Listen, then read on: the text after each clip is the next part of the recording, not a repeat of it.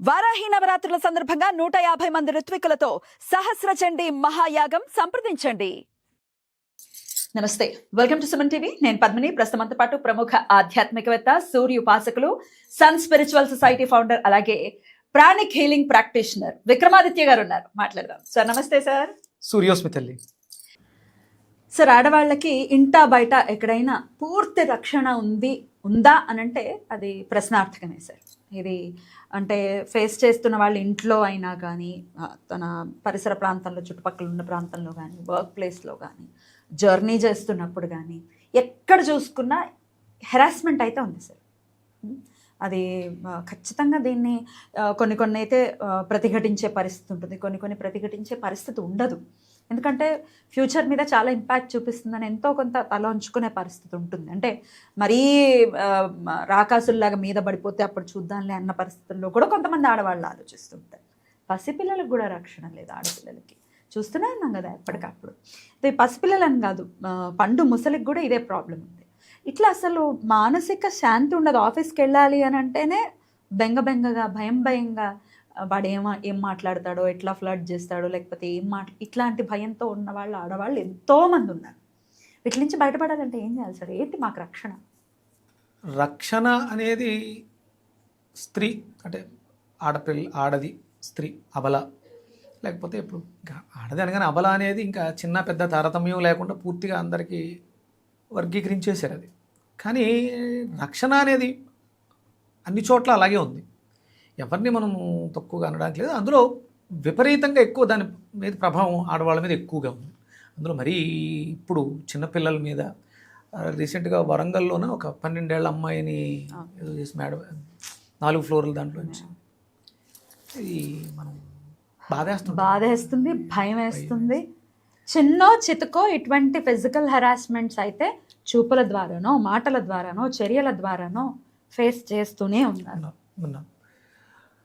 సరే, ఒకటే పైశాచికానందం సునకాలతో పోలుస్తారు. అట్లా చూసుకున్నంత మాత్రాన పెద్దగా వచ్చే ఇబ్బంది ఏమీ లేదు. చూడగా ఏదో ఒక రోజు ఆ స్థితి ఏదైతే ఉందో, మానసిక స్థితి ఇక తట్టుకోలేక దాన్ని ఏదో రకంగా అలా వ్యక్తపరచడం అనేది చాలా దారుణంగా ఉంది. అది ఇప్పుడితే కాదు, త్రేతాయుగం నాటి అంటే రావణాసుడి దగ్గర తీసుకుంటే సీతాదేవి, అలాగే ద్వాపరయుగంలో ద్రౌపది, అక్కడ అరణ్యవాసంలో ఉన్నప్పుడు వస్తాడు, అజ్ఞాతవాసంలో ఉన్నప్పుడు కీచకుడు, అరణ్యవాసంలో ఉన్నప్పుడు దుశ్శల భర్త. అంటే ఇలా జయద్రథ.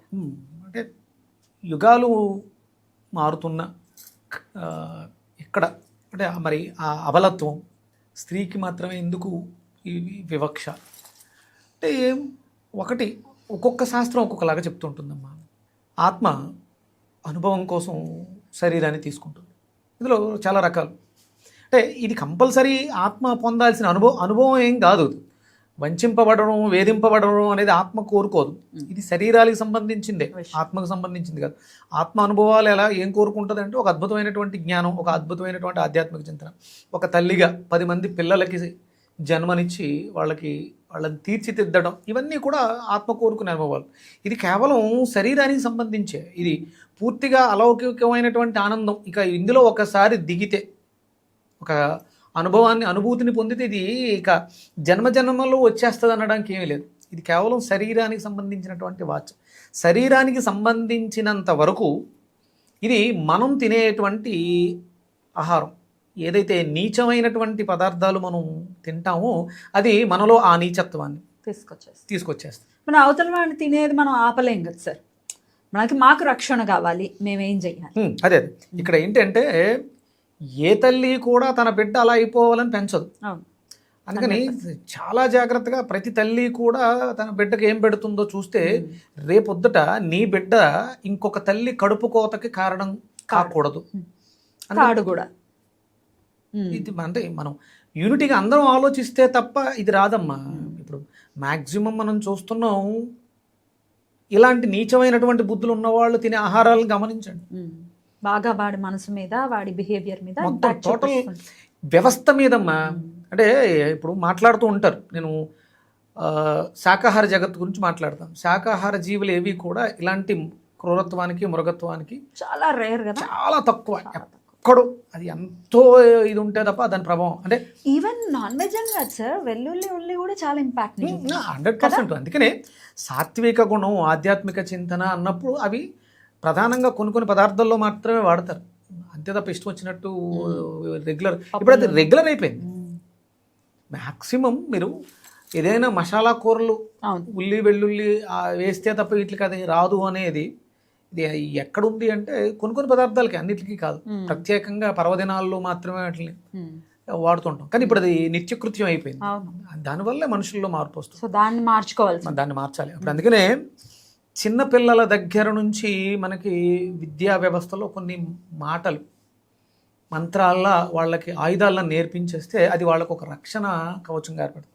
నేను ప్రాణిక్ హీలింగ్ ప్రాక్టీషనర్గా నేను చెప్పేది ఏంటంటే, నీ ఆరా బలంగా ఉన్నప్పుడు ఒక పెద్ద ప్రమాదం అంటే ఒక కొండ కింద నువ్వు ఉన్నావు, కొండ పైన బ్రేకులు ఫెయిల్ అయి వస్తున్నటువంటి లారీ లేకపోతే సంథింగ్ ఒక వెహికల్ నిన్ను ఎలా అయితే గుద్దటానికి దగ్గరకు వస్తుందో నువ్వు గమనించే స్థితి, నీ ఆరా బాగుంటే అది నిన్నేమీ చేయదు. నీ పక్క నుంచి వెళ్ళిపోవడం కానీ పక్కకు వచ్చి తిరగబడిపోవడం కానీ జరుగుద్ది. నీ ఆరా బలహీనంగా ఉంది అంటే అవతల వాడు నీచమైన పదార్థాన్ని తింటున్నాడు, నువ్వేమైనా మంచి పదార్థం తింటున్నా సజాతి ధ్రువాలు ఆకర్షించుకుంటాయి. అందుకని కనీసం నువ్వు రక్షించుకోవాలంటే నువ్వు తినేది మంచిదై ఉండాలి కదా. అందుకని ఏంటంటే నువ్వు శాకాహారం తింటూ మంచి ఆహారాన్ని తింటూ మంచి సాధన చేసుకుంటా. అందుకనే నేను పిల్లలకు నేర్పిస్తుంటాను, అభయం మిత్రాత్ అభయం అమిత్రాత్, మిత్రుల దగ్గర నుంచి నాకు అభయం కావాలి, అమిత్రుల దగ్గర నుంచి కూడా కావాలి, మిత్రుడు కానివాడు అభయం జ్ఞాతాత్, జ్ఞాతుల దగ్గర తెలిసిన వాళ్ళు అభయం అజ్ఞాతాత్, పరోక్షాతాత్. ఇప్పుడు మీరు ఇలాంటి యాక్సిడెంట్ పరోక్షంగా ప్రత్యక్షంగా అభయం దివానః, అభయం నక్తం అంటే చీకటి, అభయం దివానః చీకటిలో నాకు అభయం కావాలి, వెలుతురులో నాకు అభయం కావాలి. సర్వాదిశో మమ మిత్రం భవంతు, అన్ని దిశల నుంచి నాకు మిత్రత్వమే ఉండాలి తప్ప శత్రుత్వం ఉంటుంది. ఒకసారి అది ఆర్డర్లో ఒకసారి చెప్పండి. అభయం మిత్రాత్, అభయం అమిత్రాత్, అభయం జ్ఞాతాత్, అభయం పరోక్షాత్, అభయం నక్తం, అభయం దివానః, సర్వాదిశో మమ మిత్రం భవంతు. చిన్నది చక్కటి శ్లోకం. ఇది ప్రతిరోజు పిల్లలతో నేర్పించండి. చుట్టుపక్క మంత్రం, వేదం చెప్పిందంటే మంత్రం, వేదంలో ఉన్నది మాత్రమే మంత్రం. ఇది మనం ప్రతినిత్యం పిల్లలతో నేర్పిస్తే వాళ్ళ చుట్టూ ఒక అద్భుతమైనటువంటి ఆరా వస్తుంది. అలాగే పొద్దుటే స్నానం చేసిన వెంటనే సూర్యుడికి ఎదురుగుండా నిలబడి గుంజిళ్ళు తీయించండి, మూలాధార బలపడుతుంది. ఎప్పుడైతే మూలాధారం బలపడిందో వాళ్ళకి ఒక రకమైనటువంటి ధైర్యం వస్తుంది, అవతల వాళ్ళు ఏం చేస్తున్నారో గమనించే జ్ఞానం వస్తుంది. అది మనకి చిన్నపిల్లలు చెప్పడానికి అవకాశం ఉంటుంది, లేదా వాళ్ళు అవతల వ్యక్తిని ప్రతిఘటించడానికి అవకాశం ఉంటుంది. సంథింగ్ ఏదో ఒక నాలెడ్జ్ వస్తుంది. అదే పెద్దవాళ్ళు వాళ్ళు అంటే ఎక్కువ మాట్లాడక్కర్లేదమ్మా, వాదనలు ఏం పెట్టుకోక్కలే, కరెక్ట్గా స్ట్రైట్ పాయింట్ సూట్గా ఒక్క మాట మాట్లాడితే అవతల వాడికి అర్థం అవ్వాలి. నీ దగ్గరకు వస్తే నీ ఆరా తగిలిన వెంటనే అమ్ము అని భయపెట్టి పారిపోవాలి. అది మూలాధారం బలంగా ఉండాలి. మనం అవతల వాడికి ఎప్పుడు లొక్కుతాం, మన మూలాధారం బలహీనమైనప్పుడు. లేకపోతే మనకి మూలాధార బలహీనం మనలో ఉన్నటువంటి కోరికలు నీచంగా ఉన్నప్పుడు అవతల వాడు ఎందుకు మనల్ని ఎక్స్‌ప్లాయిట్ చేస్తాడు. అంతే. ఇది మన అవతల వ్యక్తినే మనం అక్కర్లేదు, కరెక్ట్, రెండు చేతులు ఉంటాయి అంతే. అందుకని ఏంటంటే మనల్ని మనం బలోపేతం చేసుకుంటే, మనలోంచి ఎలాంటి వైబ్రేషన్స్ ఫ్రీక్వెన్సీస్ బయటకు వెళ్లకుండా మనం ఆపగలిగితే, మనం అద్భుతమైనటువంటి శక్తితో, కాస్మిక్ ఎనర్జీతో, పాజిటివ్ ఎనర్జీతో ఉంటే ఎవ్వరూ కూడా మిమ్మల్ని అలా టచ్ చేయలేరు, చూడలేరు. నా చూపు మీ వైపు ఉందంటే మీలో ఏదో ఒక బలహీనత ఉంది. నాలో బలహీనత ఉంది, నేను బలహీనుండే, కానీ అట్రాక్ట్ అయింది. సజాతి ధ్రువాలు ఆకర్షించుకుంటాయి. అదొద్దు, అలా ఉండొద్దు. మంచి సమాజం కావాలనుకున్నప్పుడు మంచి ఆహారం, మనం తినే ఆహారమే మన మనసు అవుతుంది. ఆ మనసు నిన్ను బలహీనమన్నా పరుస్తుంది, లేకపోతే నిన్ను బలోపేతమైన చేస్తుంది. బ్యూటిఫుల్ సార్, చాలా బాగా చెప్పారు. ఖచ్చితంగా ఇట్లా ఇది సంపాదించి పెట్టుకోవాలి మనం, మనకు అవసరమైనప్పుడు దాని అంతటా అదే డిపాజిట్ అవుతుంది. అసలు ఏం ఆలోచించొద్దమ్మా, ఇది చేస్తూ మీ పని మీరు చేసుకుంటూ ఉండండి. మీ చుట్టుపక్కల ఎవ్వరు కూడా మిమ్మల్ని పిల్లలు పాపం చిన్న పిల్లలు అభం శోభం తెలియదు, అంత దారుణమా 12 ఏళ్ల పాపని, ఇంత దుర్మార్గమా.